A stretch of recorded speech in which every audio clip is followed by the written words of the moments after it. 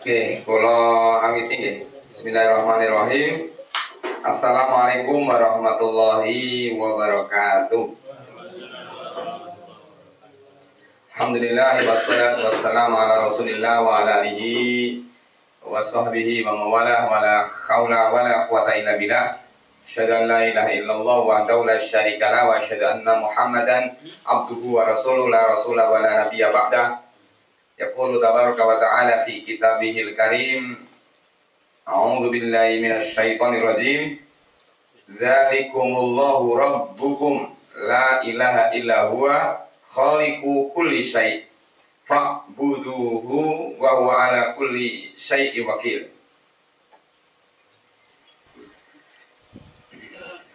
Amma ba'du, Allahumma la sahla ma ja'altahu sahla wa anta taj'alul hazana idza syi'ta sahla. Nah, sekalian, ini kita akan membicarakan tentang iman kepada qada qadar, atau bahasa lainnya iman kepada takdir.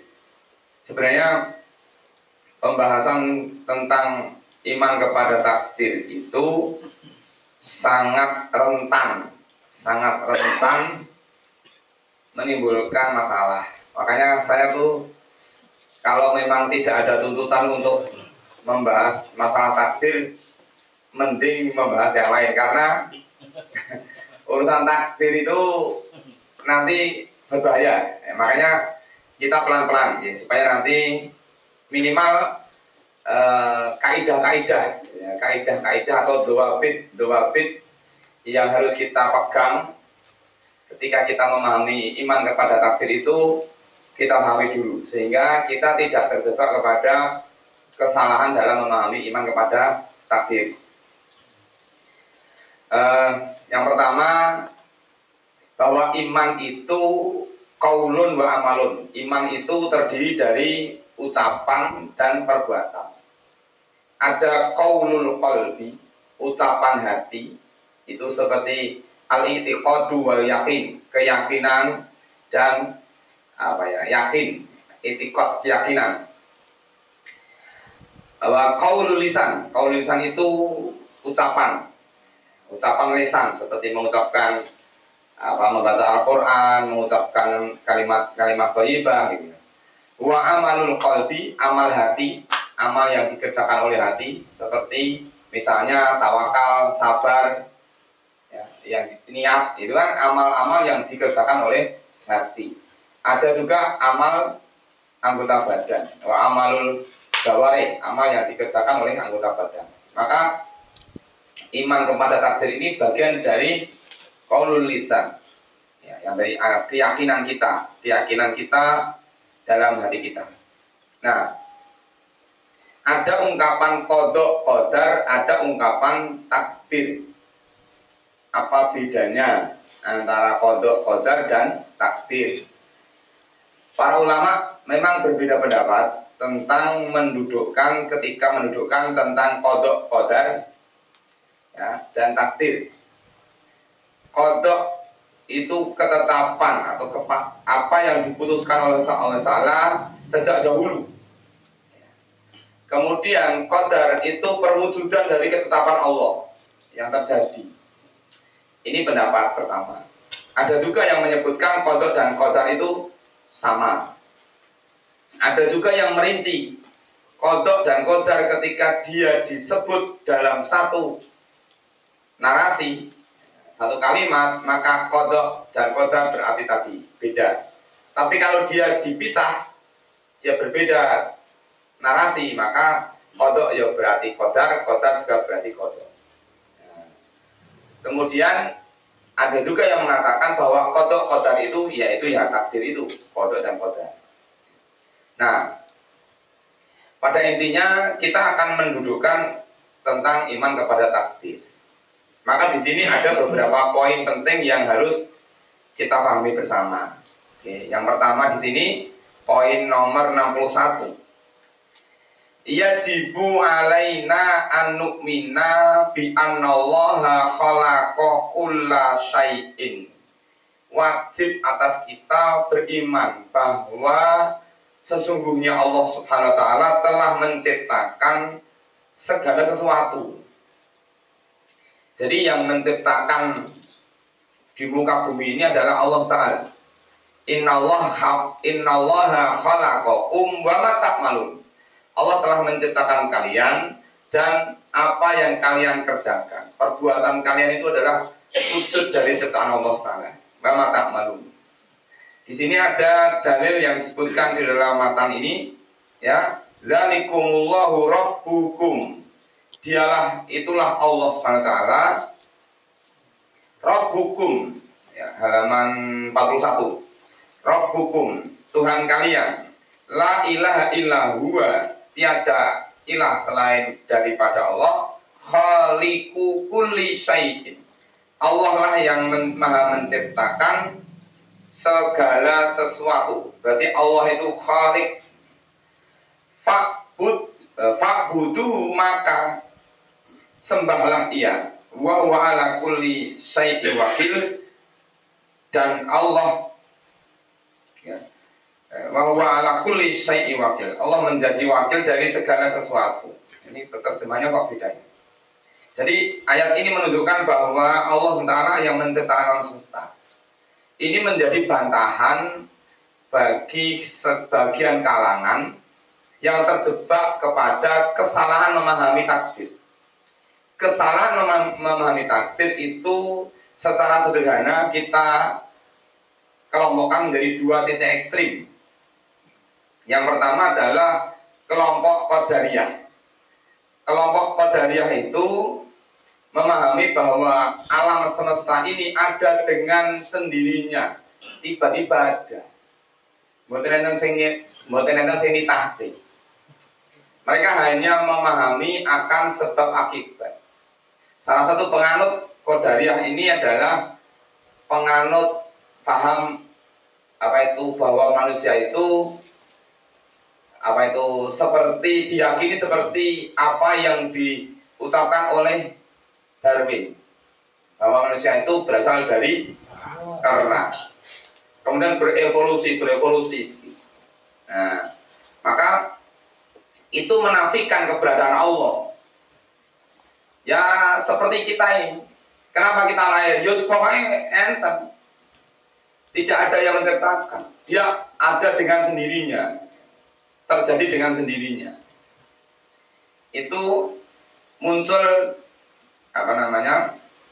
di masa Umar bin Khattab, seorang pencetus paham Qadariyah namanya Ma'bad al-Juhani.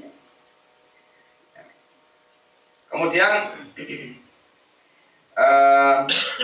Ibnu Umar mengatakan, fa'idha ra'aitaha haula'i.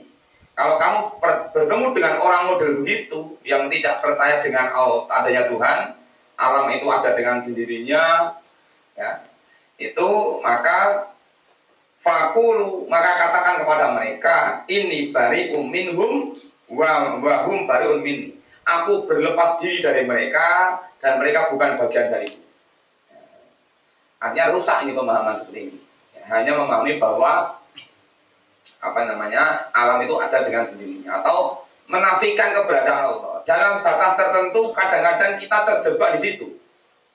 Yang saya kadang kira-kira nek jenengan nembe sakit itu yang pertama kali panjenengan lakukan apa?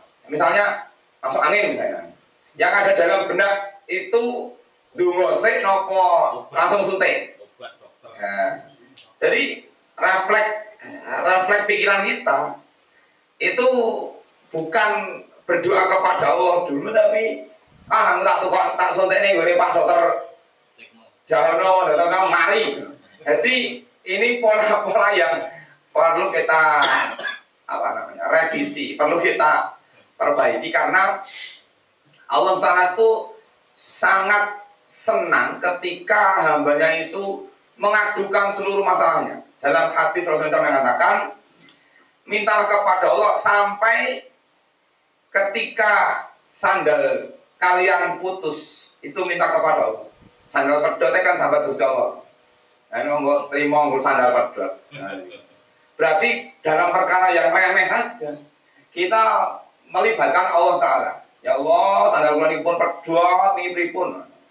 Dari riwayat yang lain, sampai garam dapur habis saja kita disuruh meminta kepada Allah, kembali kepada Allah. Maka coba kita biasakan setiap kali ada masalah kita kembalikan kepada Allah dulu, baru berusaha. Karena kadang-kadang kalau tidak dilatih seperti itu, wah genah ini, gone rono mari, nah ini repot ini, kan gitu. Nah, saya pernah punya pengalaman. Anak saya itu sakit, pun diopnam dan Sragen seminggu, buatan. Padahal apa namanya? Mungkin karena saya salah juga ya. Jadi gini, gejalanya hanya panas. Panas sih, dan Sragen ini seminggu, paling turun turun panas saya lah. Kalau kan buatan ini piye gini. Model kayak ini ramari-mari mbak, stabil. Kalau dan ini lu pasak buatan apa-apa pindah gon mbak seminggu neng gue ditembaki sanmol ya kapan kalau ini.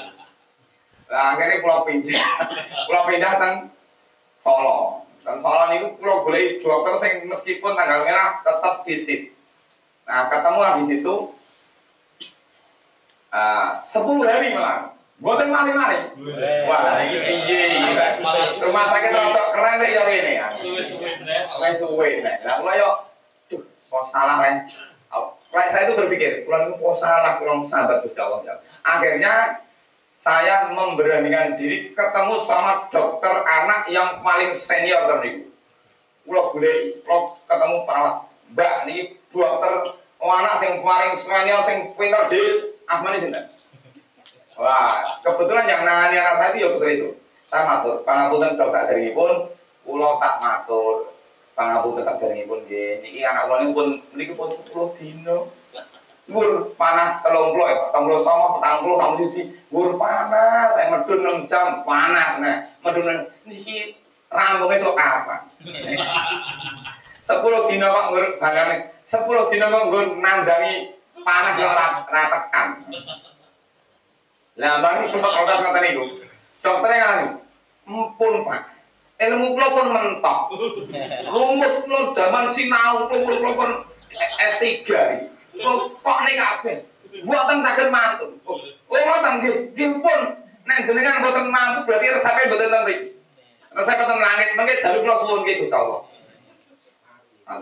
Akhirnya malam saya nangis, saya sholat tahajud saya nangis. Swambat kali itu ya Allah saestu Gusti niki pun nang Sragen pun 7 dino nang niki 10 dino jare dokter elok dhewe kula sambati. Wah niku nangis tenggen rumah sakit ini. Akhirnya pagi saya keluar dari rumah sakit, saya cari anak yatim di pondok teng Sragen mriku. Ustaze kula temoni niki enten duit bocah yatim ten pondok niki mang senang-senang nggih mang jajake. Mungkin nek pun atine bungah, mang pimpin donga ben anak kula ketemu tanggane. Akhire saestu ngoten bareng-bareng niku kula balik ten rumah sakit. Dugi rumah sakit kula ditelepon tentang kula pun suwe banget mboten ketemu. Pripun Mas kabar saya? Ceritalah dia. Anak kula nang BO nang. Ora nang ndi? Nang mriki. Sakit nopo? Waras terus. Petang puluh tahun terus niki pun 17 dino. Wes, aja mbok terus wis. Tak kandhani, tak pari herbal iki ndang mayone Yogya, engko diteteske mari. Gue, alhamdulillah. Akhirnya kula pat alamat niku bareng alamat niku sore kula mlayu ten Yogya, enten herbal sak kuwan niku 1,5 liter niku kula betoten mriku, kula tempaske tipat niku diteteske niku namung 2 tetes. Esuk 2 tetes, sore 2 tetes, bengi pun adem. Hari kedua adem, hari ketiga adem mari, Pak. Ya. Resepe terlangit. Nah, mila ini salah satu kadang-kadang kita itu Allah itu memberikan kita ujian bentuknya apa supaya kita tuh yang pertama kali sing disambat ini Gusti Allah sing ampun urung-urung langsung ono. Nah ini kalau tidak hati-hati kita bisa terjebak di dalam pemahaman ini. Ya, satu, jadi ada pemahaman takdir, ya dia memahami bahwa alam semesta itu ya hukum kausalitas gitu. meniadakan keberadaan Allah. Allah tidak berperan gitu. Yang kedua adalah Jabariyah. Jabariyah itu memahami bahwa semua kejadian alam semesta itu seperti wayang. Jadi kita semua ini tidak punya hak apa-apa. Semua Allah yang menggerakkan. Kita tidak punya hak. Menurut kaya wayang. Jadi, nah sekarang saya tanya jenengan tidak kesini tadi. Itu penjenengan ada usaha apa ngerti awak iku mlaku dhewe lho kok. Mlaku bagi mau dhewe lho. Ngoten iku napa ada usaha? Ayo, ada usaha. Jadi kita bukan seperti wayang. Ada manusia diberi kesempatan untuk berusaha. La yughayyiru ma biqaumin hatta yughayyiru ma bi anfusihim. Suatu kaum tidak akan berubah menjadi baik sampai dia berusaha untuk. Nah, makanya dua titik ekstrim ini yang kadang-kadang kalau kita tidak hati-hati, kita kadang terjebak pada Qadariyah atau kita terjebak pada Jabariyah.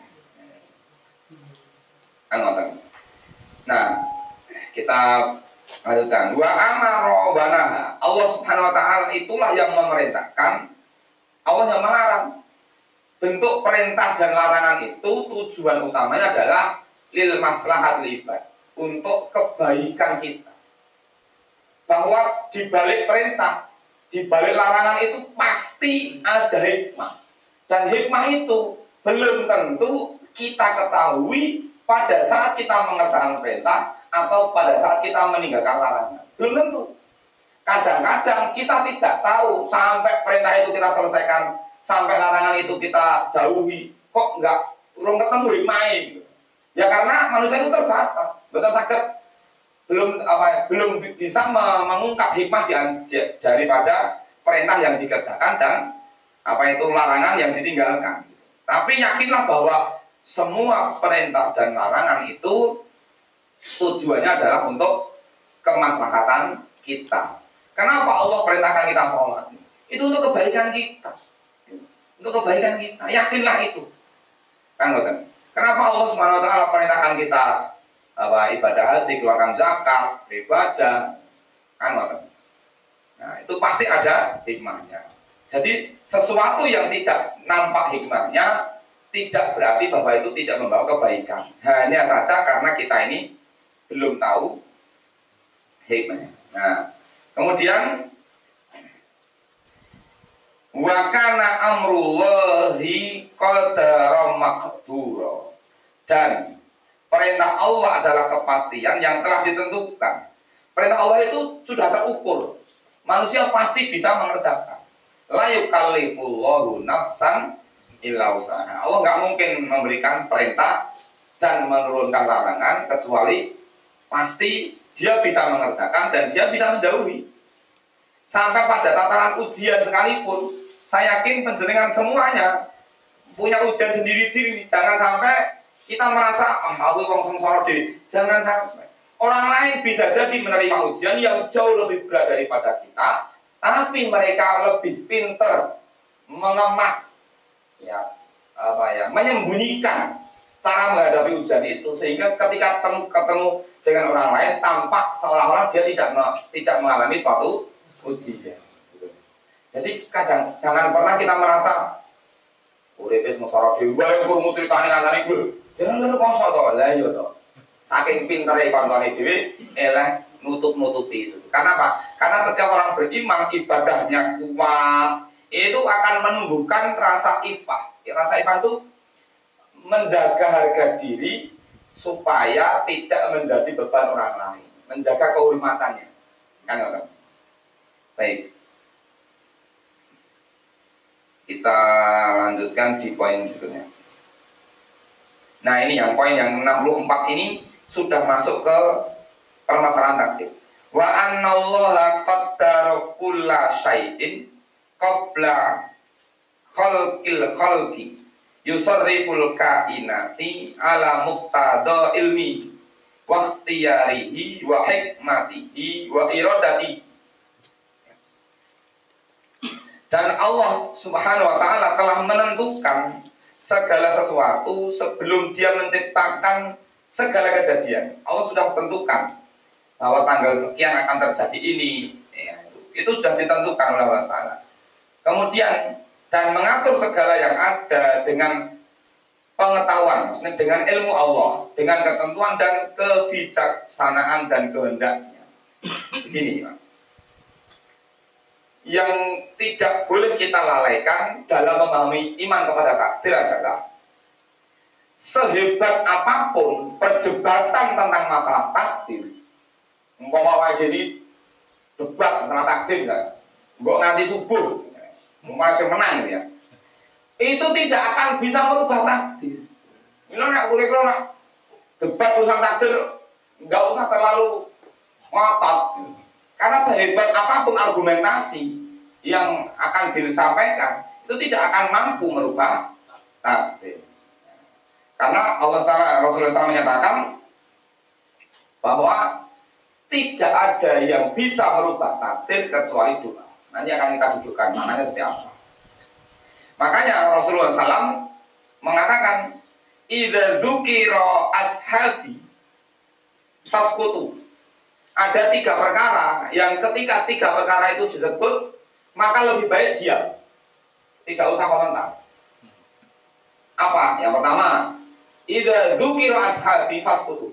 Jika ada orang menyebut kejelekan tentang sahabat-sahabatku, lebih baik diam. Nah, sahabat itu maksudnya orang yang hidup ketemu dengan Rasulullah, orang yang Islam bersama Rasulullah, orang yang mati dalam keadaan Islam. Itu namanya sahabat. Ini orang-orang mulia semua. Kalau ada orang yang menjelek-jelekan sahabat Rasulullah SAW, diam. Kita jangan ikut-ikutan. Karena la tasubbu ashabi. Jangan sekali-kali kalian menghina sahabat. Lau anfaqo mislu uhudin dhahaban la yasrana nasifahu wala mudahati. Jangan kalian mencela sahabat-sahabatku. Seandainya kalian berinfak emas sebesar gunung Uhud untuk menyaingi kebaikan yang telah mereka kerjakan, sungguh tidak akan mampu kalian menyainginya meskipun separuhnya bahkan 1 mud dari kebaikan. Nggak mungkin. Makanya para sahabat Nabi itu orang-orang mulia, orang-orang yang adil. Maka ketika ada orang yang menghina, jangan ikut-ikutan menghina. Nah, yang pertama, jika disebut keburukan sahabatku maka diam. Yang kedua, idza dzukiran nujum fasqutu. Jika disebut tentang bintang, ya, bintang dalam arti ini berkaitan dengan perbuatan syirik. Kalau bintang disebut karena ilmu astronomi, astrologi dan lain sebagainya, baik itu karena itu ayat-ayat kauniyah. Tapi menyebut bintang berkaitan dengan keyakinan, ya, kemusyrikan, maka diam, tidak perlu ikut. Yang ketiga, idza dzukiral qadaru faskutu. Jika orang memperdebatkan takdir, maka diamlah supaya iman kalian selamat. Ini hadis riwayat Tabrani. Nah, jadi tidak semua apa yang ada di hadapan kita, tidak semua apa yang dibicarakan di hadapan kita harus kita komentari. Karena apa? Karena bisa jadi itu tidak akan membawa kebaikan. Salah satunya data kita. Nah, saya lanjutkan tadi kan.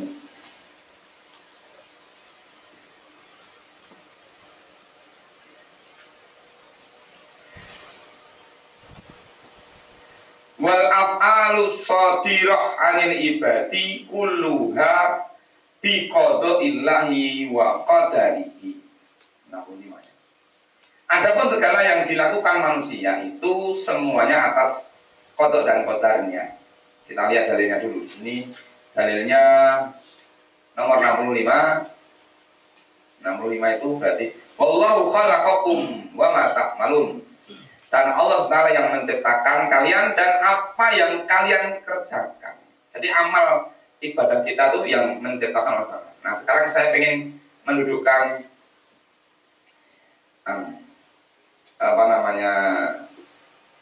satu masalah yang kadang menjadi perdebatan, tapi ini penting untuk saya dudukkan di sini.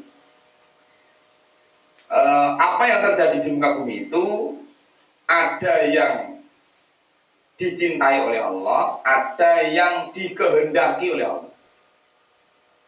Ya, ada kejadian yang dikehendaki oleh Allah, ada yang kejadian yang dicintai. Dicintai itu sesuatu yang diperintahkan, sesuatu yang disyariatkan. Tapi dikehendaki itu sesuatu yang ditakdirkan terjadi. Sesuatu yang dikehendaki belum tentu itu dicintai oleh Allah, kan gitu. Jadi kalau ada orang yang mengatakan, kenapa Allah menciptakan orang buruk kok ada misalnya maksiat atau perbuatan dosa, itu sesuatu yang dikehendaki Allah terjadi. Tapi tidak semua yang dikehendaki oleh Allah, nah itu dicintai oleh Allah. Kenapa? Misalnya ya,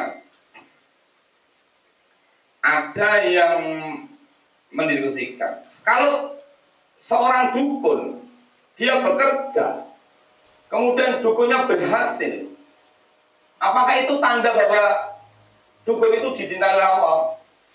Ya tidak. Tidak berarti bahwa perbuatan dukun itu dicintai oleh Allah. Bahwa itu tanda Allah itu belum tentu. Gitu kan. Itu nyatanya mau orang sholat, orang tahu ngaji, orang tahu ibadah, sudah berdu.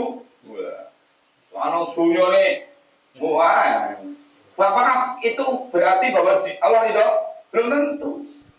Karena semua kejadian di alam dunia ini ada yang masuk kategori dicintai, ada yang masuk kategori dikehendaki. Nah kalau semua itu menjadi tanda bahwa dia dicintai oleh Allah, maka tidak akan ada orang yang tidak akan ada orang yang bermaksiat. Setiap maksiat nanti diingatkan oleh Allah langsung. Makanya ada orang maksiat, ya dia tetap dengan kemaksiatannya. Ada orang yang maksiat kemudian diingatkan, itu kan beda-beda. Nah, maka misalnya lagi ada korupsi terus ratau konangan, nanti mati nih ratau konangan. Oh berarti dia diridhoi Allah, belum tentu. Gitu.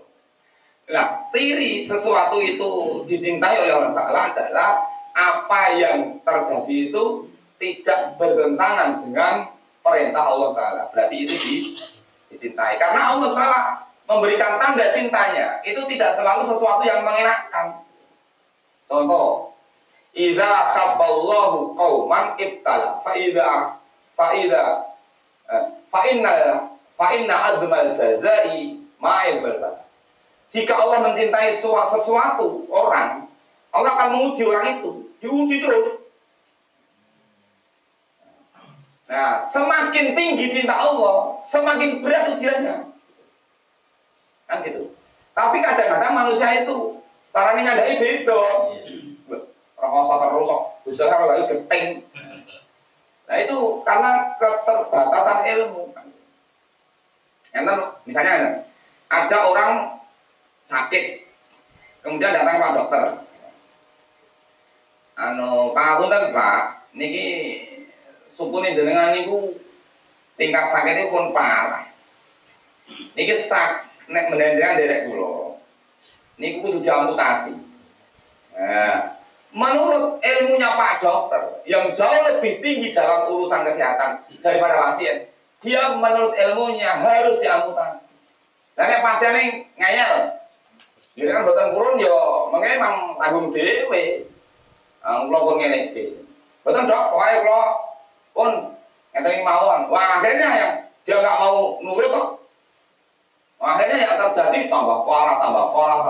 Dia enggak mau. Itu berarti secara ilmunya Pak dokter dengan ilmunya pasien saja seperti itu, apalagi Allah SWT. Allah itu kadang menurunkan sesuatu yang menurut kita tidak nyaman, tapi itu pilihan terbaik yang Allah berikan kepada kita. Kalau jenengan diparingi urip penak terus, ngono akhirnya yo ngibadate gak tenanan. Urip penak terus kok rumangsa pun cukup.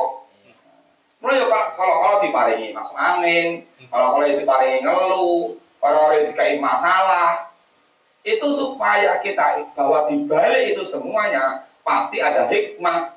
Sebagaimana tadi Pak Dokter niat memberi kebaikan kepada pasien diamputasi, karena itulah yang terbaik. Nah, kadang kita tuh seringnya banyak orang itu ya, seringnya ya gitu kan.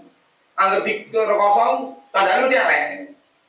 Dan kono atau ibadah ya rezeki lantar kene kosong terus yang nyanyi ras kesuke.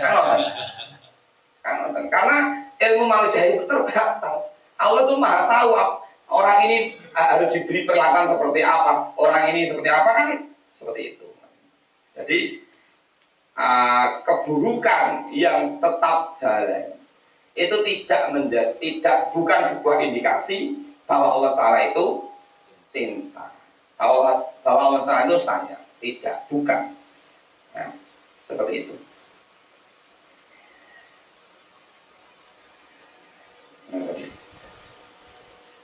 Nomor 66. Walai salil ibadi illal ikhtiyar. Dan manusia sendiri hanya dapat berikhtiar.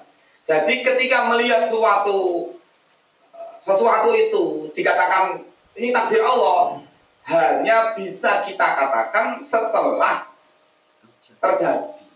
Jangan pernah kita mengatakan, "Nah, takdir neraka ya sampean aku arep mati ya mlebu swarga." Lho, lah kok ora ngerti sampean neraka mau swarga kok. Ya ngerti ini sebenarnya terjadi ya. Jadi jangan pernah nyandai takdir sesuatu yang belum terjadi, itu nanti malah rusak. Nah, misalnya jenengan sakit. Yang pancene kula niku sehat yo aku rasa nyati tak turun nang omah. Yo mati tenan. Ora ubah apa-apa kan gitu. Jadi kita akan mengatakan bahwa itu takdir itu ketika sudah terjadi, aman. Karena ketika kita mengatakan itu takdir sementara belum terjadi, ini sesuatu yang gimana ya? Mendahului kan gitu. Kan rusak.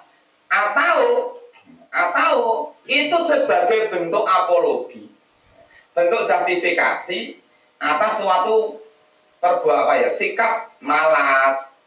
Misalnya utang, kalau mungkin dasarnya munggah rasa sinau. Ini kok omongane megah, bekas sinau. Nyatane panene ukeh lho, rasa mabuk, rasa anu yo. Oke tenan. Jenenge wong lumo. Alasannya wong lumo nggih ngoten iku. Kan gitu. Jadi kalimat-kalimat yang kadang-kadang membuat kita tidak bisa menjawab. Sebenarnya mudah. Ya seperti itu tadi. Nah, Allah SWT memberikan kesempatan kepada kita, memberikan ruang. Ya. Allah tidak memaksa kita, ya. Tidak memaksa kita sebagaimana tadi, seperti wayang tadi ya. Ya, tidak. Kita diberi hak untuk berikhtiar, sebagaimana saya matur. Kita mau sholat jamaah, ya harus berusaha, tidak bisa mengerti awake melaku dewi enggak. Allah berikan kesempatan kita untuk ikhtiar. Wa taqdiru minallahi wal kasbu minal ibad. Fa harakatul abdi bi tibari nisbatiha ila qudrati tusamma kasban lahu. Dengan demikian maka segala ketentuan adalah dari Allah dan usaha manusia. Jadi usaha dari manusia, dia berusaha ketemu dengan ketentuan Allah. Karena Allah tidak memaksa manusia, Allah memberi kesempatan. Kan?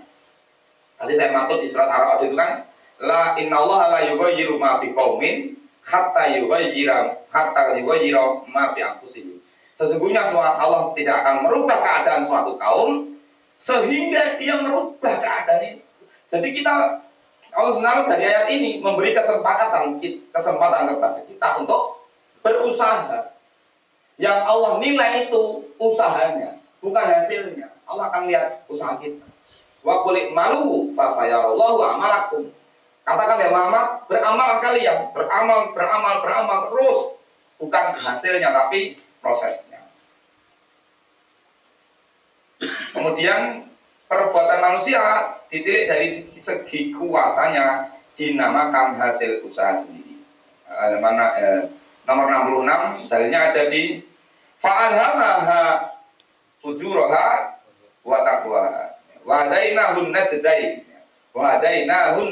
dan kami menunjukkan manusia dua jalan fa'alhamaha fujuraha wa taqwaha dan kami ilhamkan kepada manusia itu kejahatan dan kebaikan. Ada dua pilihan. Jadi tidak ada manusia dipaksa, tapi manusia memaksa diri dalam konteks tazkiyatun nafas itu wajib. Dalam arti gini, ketika kita ingin menjadi orang baik, ketika kita ingin menjadi ahli ibadah yang baik, salah satu caranya adalah dengan cara memaksa diri kita. Tapi memaksa orang lain itu tidak boleh. La ikraha fid-din, tidak boleh memaksa. Sampai ketika ketemu orang kafir aja. Itu tidak boleh, Pak. Tidak boleh dipaksa. Bukan entuk, belum kudu wanu, tidak boleh. Sampai ketika Rasulullah hijrah ke Taif, ketemu orang-orang Taif yang melempari batu, itu Rasulullah SAW diberi pilihan oleh malaikat, tidak mau.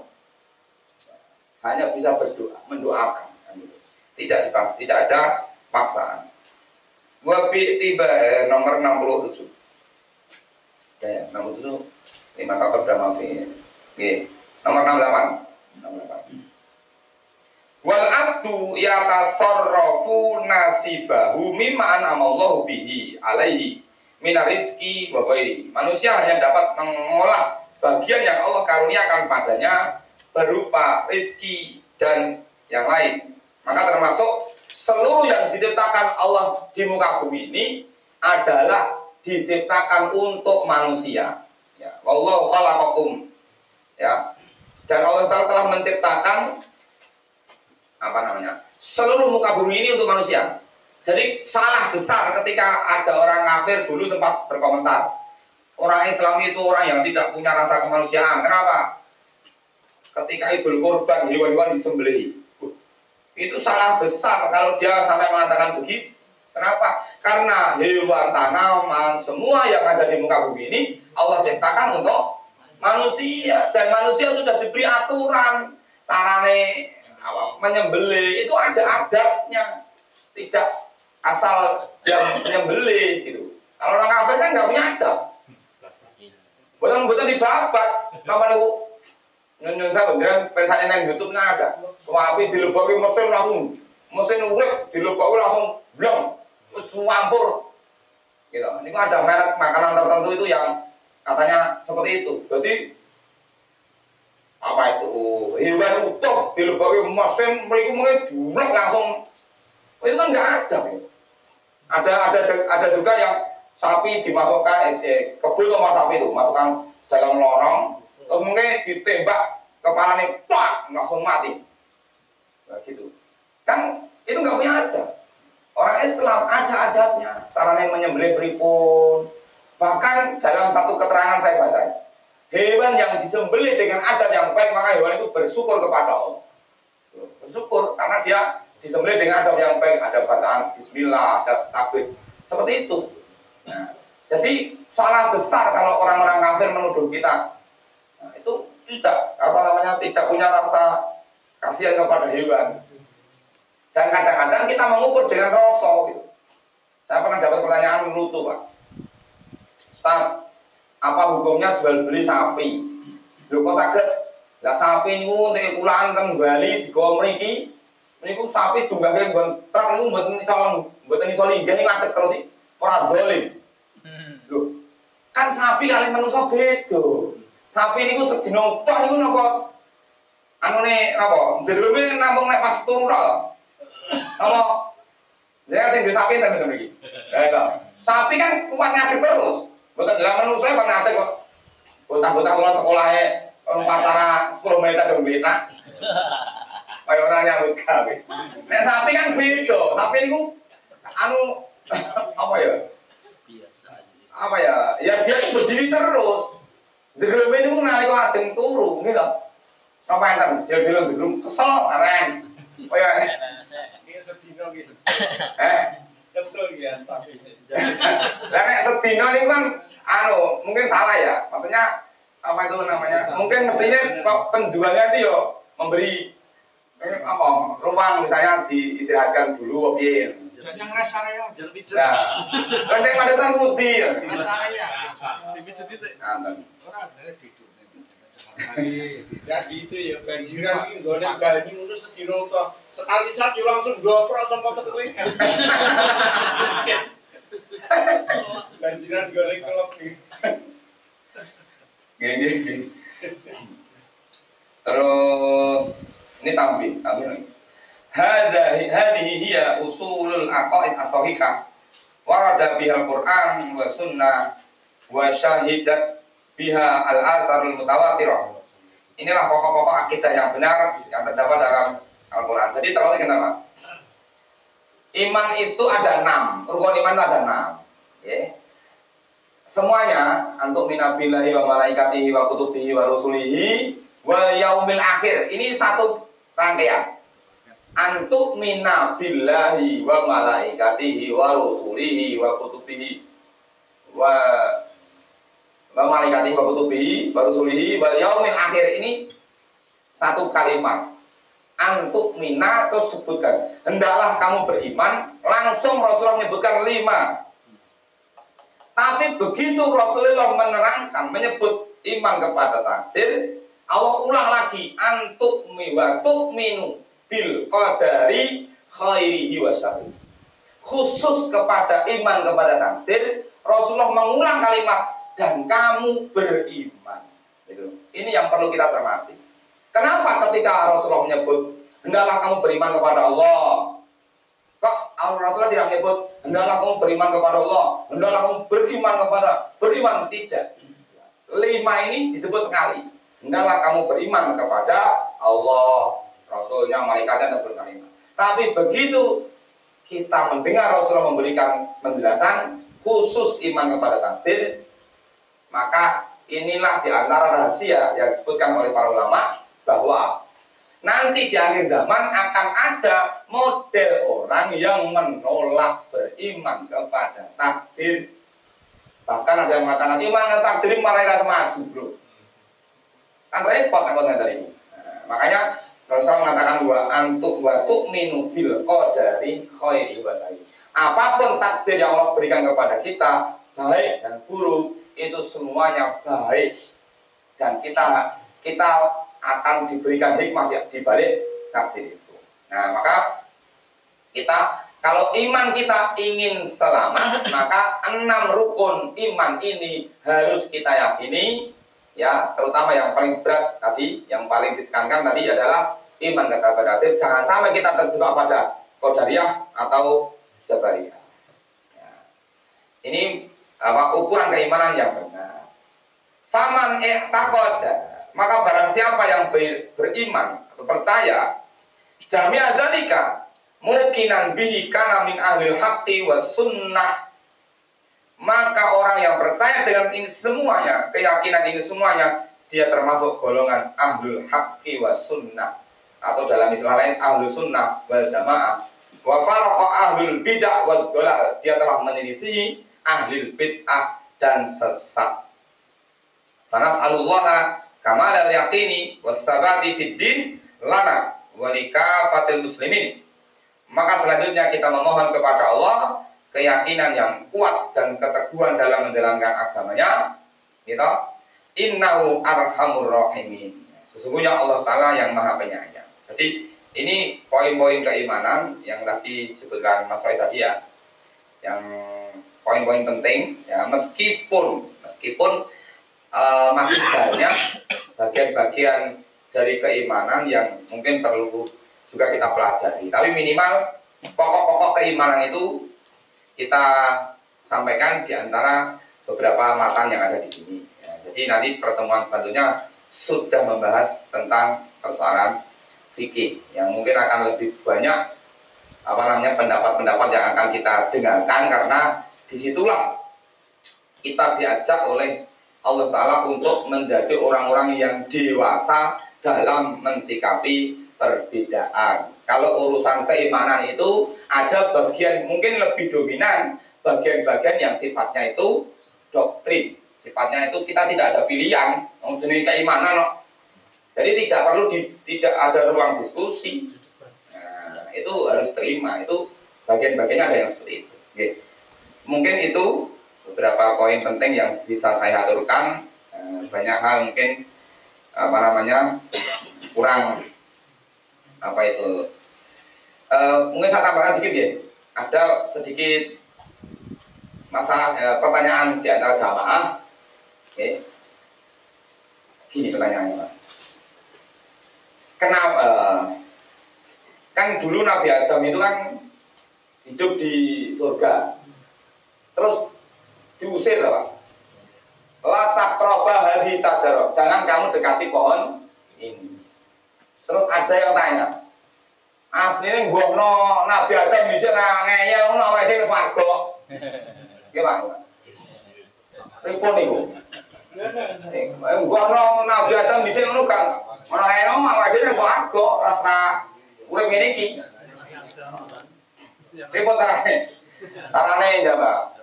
Rasulullah mengatakan la taqulu lau seandainya. Janganlah kalian mengatakan seandainya. Nah, kalau ini janganlah kalian mengatakan no. Karena apa? Ucapan seandainya itu membuka pintu setan untuk merusak keyakinan kita, merusak tawakal kita, merusak keimanan kita. No, dengan aku ora biar kowe aku ora yo ora karuan. Aneh nek ngomong patu, ngono aku bikin ngono. Ora aku guna kowe urip. Ya rong karuan ceritane beda meneh. Parah ini soalnya. Makanya itu kan membuka pintu setan untuk merusak keyakinan kita kepada Allah. Kita seolah-olah tahu jalan cerita kehidupan kita kalau kita begini nanti begini. Ya belum tentu. Nanti kalau ini pasti begini. Ya belum tentu. Nah, gitu. Nah, itu makanya kita sebisa mungkin untuk menghindari kata-kata seandainya, menjauhkan kata-kata gono depen sawahku ora tak enen ya ora karuan. Itu nggih. Demikian banyak orang kena menjawabkan nggih. Yang tadi terkait doa tadi, Pak. Belum. Oh, belum ya? Nggih. Ini kalimatnya nih, la yaruddul qada illa doa. Oke. La yaruddul qada illa doa. Tidak ada yang bisa merubah takdir kecuali doa. Maknanya apa? Ini. Yang pertama, makna pertama adalah memang betul doa itu takdir itu bisa dirubah. Ya, bisa dirubah. Dalilnya apa? Dalil pertama, karena faktor doa itu tentu merubah ketentuan. Tapi ketentuan takdir itu bisa dirubah. Dalilnya apa? Pertama, kisahnya Nabi Musa alaihissalam. Nabi Musa itu dulu pernah ada kisahnya Nabi Musa itu ada seorang anak kecil yang datang kepada Nabi Musa. Ya Nabi Musa, tolong doakan saya supaya saya menjadi orang kaya. Maka si Nabi Musa ini bertanya, kamu pengen jadi orang kaya di 30 tahun pertama atau 30 tahun kedua? Saya pengen jadi orang kaya di 30 tahun pertama. Maka dia didoakan oleh Nabi Musa. Ya betul, barang waktu gede masuk remaja, dia punya usaha, terus berkembang usahanya, terus begitu masuk 30 tahun kedua, orang ini tambah kaya. Loh, kok gimana nih? Kok beda dengan itu? Dulu ketika Nabi Musa berdoa. Nah, maka ketika itu Nabi Musa bertanya kepada Allah, kenapa engkau ingkari janjimu? Engkau akan menjadikan anak kecil ini dia akan kaya di 30 tahun pertama. Tapi kenapa dia masuk tahun kedua, ketiga terus? Maka Allah mengatakan, sesungguhnya ketentuanku sudah kutetapkan bahwa dia akan kaya di 30 tahun pertama. Tapi karena kebaikan amalnya, dia suka berbagi dengan saudaranya, suka menyantuni anak yatim, dan seterusnya macam-macam. Maka kasih sayangku melebihi ketentuanku. Akhirnya dia diberikan kekayaan di Kabupaten kedua. Ini dalil pertama. Dalil keduanya adalah Nabi Adam alaihissalam itu adalah pernah saat dahulu ketika Nabi Adam itu diperlihatkan anak turunnya itu. Anak turunnya itu ya anak turunnya kita itu kan termasuk Bani Adam. Nah, maka Nabi Adam melihat ada salah satu di antara Bani Adam itu tanya kepada malaikat, itu siapa namanya? Itu Daud namanya. Oh ya, tolong umurku dikurangi 60 tahun berikan kepada dia. Akhirnya malaikat mengatakan, iya, umurmu dipotong 60 tahun. Nah, maka berubahlah ketika Nabi Adam mau meninggal dunia, diambil nyawanya, Nabi Adam mengatakan, umurku masih 60 tahun. Bukankah kamu dulu pernah mengatakan bahwa umurmu dikurangi 60 tahun. Jadi ini menunjukkan bahwa takdir itu bisa berubah. Nah, salah satu di antara faktornya adalah doa. Ini pendapat pertama. Pendapat kedua, bahwa yang dimaksud dengan takdir itu merubah doa, takdir itu bisa dirubah dengan doa adalah sebagai ulama mengatakan berubahnya takdir itu adalah dalam persepsi manusia, bukan takdir itu berubah secara real tidak, tapi dalam persepsi interpretasi manusia. Jadi tidak bisa berubah. Ini dua pendapat. Wallahu a'lam bishawab. Tetapi pendapat ketiga mengatakan bisa berubah karena takdir sendiri bagian daripada doa sendiri bagian daripada takdir. Jadi dia berdoa itu juga bagian daripada takdir. Jadi ya tidak berubah, dia sendiri juga bagian daripada takdir itu. Nah, makanya ulama-ulama kita yang berpendapat bahwa takdir bisa berubah memberikan nasihat kepada kita, maka disinilah pentingnya kita memperbanyak doa. Doa itu panjatkan terus, entah dalam kondisi apapun. Karena semakin kuat kita kepada Allah, doa kita yang kita minta itu akan diaminkan. Karena semakin kita sering mengetuk pintu langit, maka di bawah singgasana Allah itu akan sering mendengar suara-suara kita. Gitu. Tapi kalau kita tidak pernah mengetuk pintu langit, bagaimana malaikat-malaikat akan tahu? Oh, ini tahu ngetok, ya tahu wangi, kan? Jadi semakin kita sering berdoa kepada Allah, maka malaikat-malaikat akan membantu doa-doa kita. Apalagi ketika kita sering mendoakan saudara kita, maka malaikat akan berkata kepada kita, semoga Allah juga memberikan kebaikannya kepadamu. Jadi nawake dungane wong liya niku. Ya, mungkin panjang umur sukses. Maka malaikat yang ada di dekat kita akan mengatakan amin. Semoga engkau juga mendapatkan doa yang sama. Jadi ampun eman-eman donga. Donga mboten anu ya. Mboten bayar. Dongane apik ya. Awal ada. Kan ngoten. Nggih. Ya.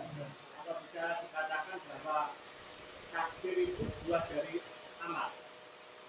Kalau kita beramal baik, nanti dari takdirnya akan menjadi amal baik. Kalau kita beramal jelek, akan datang takdir. Ya.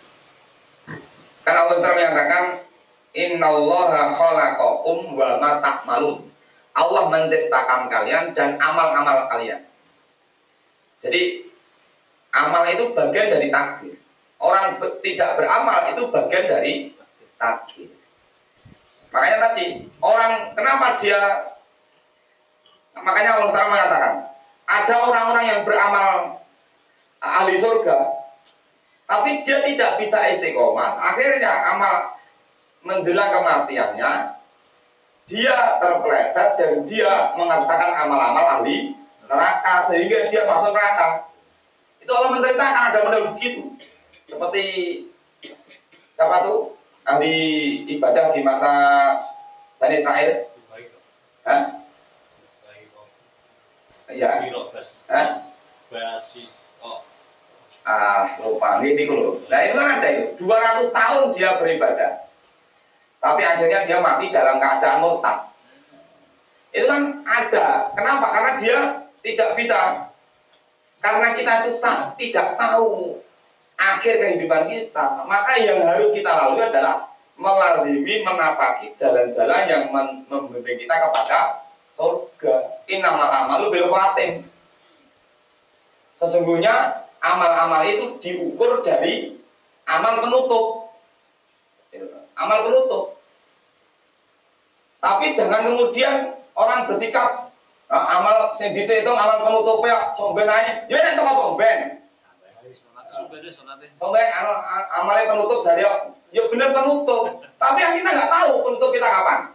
Oh nek kula niku rumangsa jenom gara-gara gotong warung mie ayam batu kesetrum ya mati. Apa tengah tua? Betul tengah tua. Lho kadang-kadang ngoten niku kok urip kok. Nanti anak penutup amal penutupnya somben ya nek teko somben. Orang kan gitu. Karena kita tidak tahu besok ujung kita itu kapan ya. Yang harus kita kerjakan adalah yang menapaki jalannya menuju ke surga itu terus berusaha terus minta hidayah kepada ihdinas siratal mustaqim semua kayak kita terus kita kan nggak tahu. Nah kesalahan orang itu adalah seolah-olah dia tahu bahwa saya nanti akan sampai tua aku ngibadahnya sampai tua dan rumah itu tempat tua ya kan gitu. Nah, yeah. Ini Bapak sekalian, ini ada permohonan doa bagi Bu Hafsah nih. Oh ada Pak, gerak. Oh oke, siap. Nah kan, niki mungkin kita doakan mohon untuk khidmat sebentar karena innallaha la yaqbalu doa min qalbin ghafilin. Allah tidak akan mendengar doa orang yang hatinya tidak khidmat, tidak khusyuk. Ya. Allahumma shalli ala Muhammad wa ala alihi wa sahbihi ajma'in walhamdulillahi rabbil alamin. Hamdan syakirin, hamdan na'imin, hamdan yuwafi ni'amah wa yukafi majidah. Ya Rabbana lakal hamdu kama yanbaghi li jalali wajhikal karimi wa 'azimi sultanik. Allahumma inna nas'aluka bi anna nashhadu annaka antallahu la ilaha illa anta al-ahadus samad alladzi lam yalid wa lam yulad wa lam yakul lahu kufuwan ahad. Allahumma la tada' lana dhanban illa ghafartah wa la hamman illa dhanban illa ghafartah wa la daynan illa qadaitah wa la maridan illa syafaitah wa la maridan illa syafaitah wa la maridan illa syafaitah. Allahumma rabbana ziyadhi bil ba'sa ishfi anta syafi la shifa illa shifauka shifaan hatta la yughadiru saqaman. Bismillah bismillah bismillah na'udzu bi izzatillahi wa qudratihi min syarri ma najidu wa nuhadiru. Bismillah bismillah bismillah na'udzu bi izzatillahi wa qudratihi min syarri ma najidu wa nuhadiru. As'alukallaha rabbal arsyil azim ayyashfiyaha. As'alukallah rabbal arsyil azim ayyashfiyaha. Allahumma shfiha Allahumma shfiha Allahumma shfiha. Rabbana atina fid dunya hasanah wa fil akhirati hasanah wa qina adzabannar wa qina adzabannar walhamdulillahi rabbil alamin. Karena lapangan pangapunten saya cekap. Assalamualaikum warahmatullahi wabarakatuh. Waalaikumsalam.